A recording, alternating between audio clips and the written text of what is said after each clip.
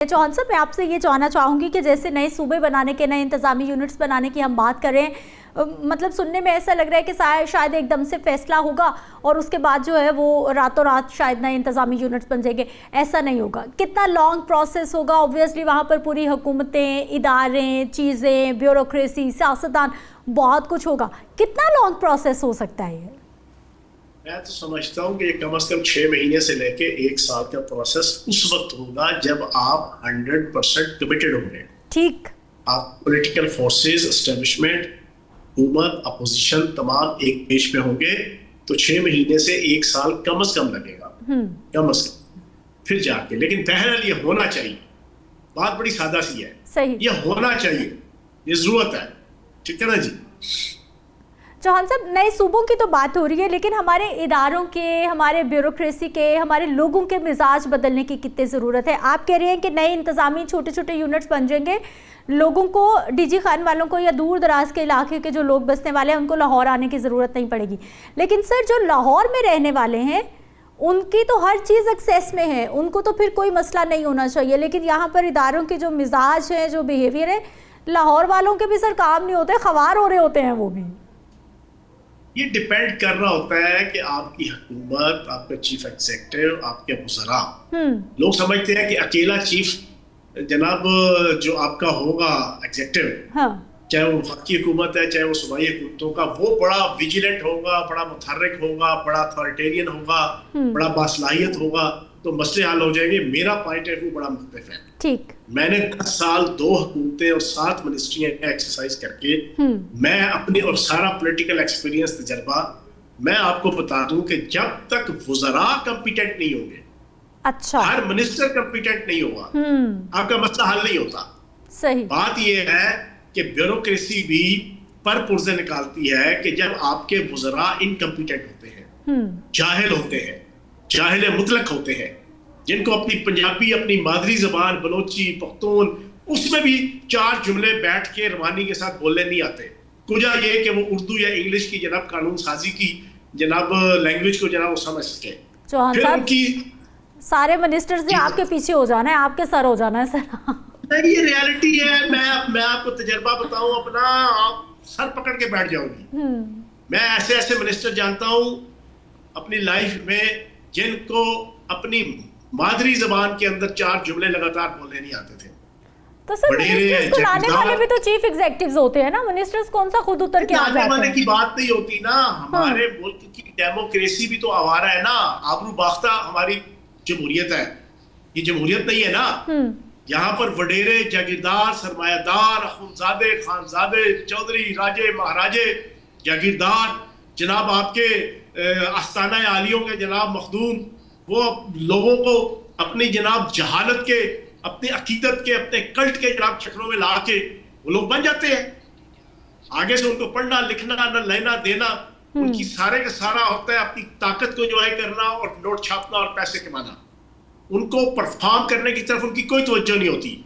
अपने अदारे को बेहतर करना, अपने अदारे को मजीद फैसिलिटेट करना, मजीद उसको एग्जेजरेट करना, मजीद उसको जनाब फैसिनेट करना, ये उनका ऑब्जेक्टिव नहीं होता। सही। अदारे से मुतल्लिका लोगों के जो इश्यूज हैं वो सॉर्ट आउट करने की तरफ तवज्जो करना, अपने अदारे, अपने डिपार्टमेंट, अपनी मिनिस्ट्री के अंदर आवाम के लिए चीजों को सहल करना, आसान करना, ये उनका ऑब्जेक्टिव नहीं होता।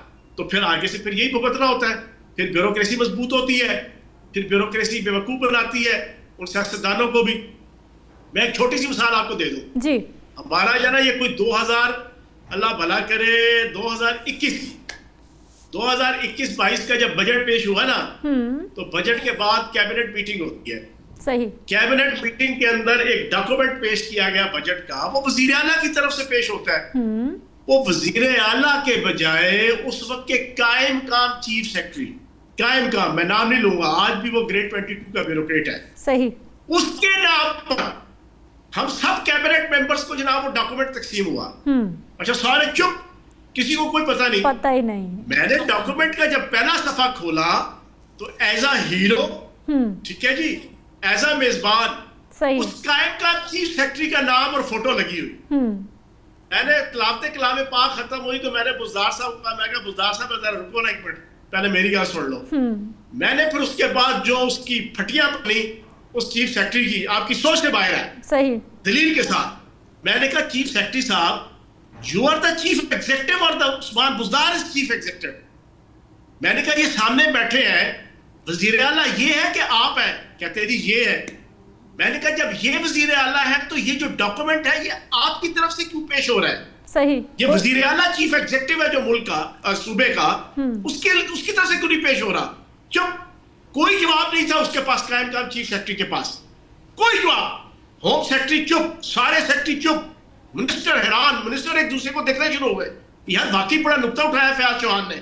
سر بات یہ ہے یہ بیوروکریسی اسی طریقے سے بدو بناتی ہے ان سیاستدانوں کو جن کا نہ دماغ ہوتا ہے نہ عقل ہوتی ہے اور عقل گٹوں میں ہوتی ہے.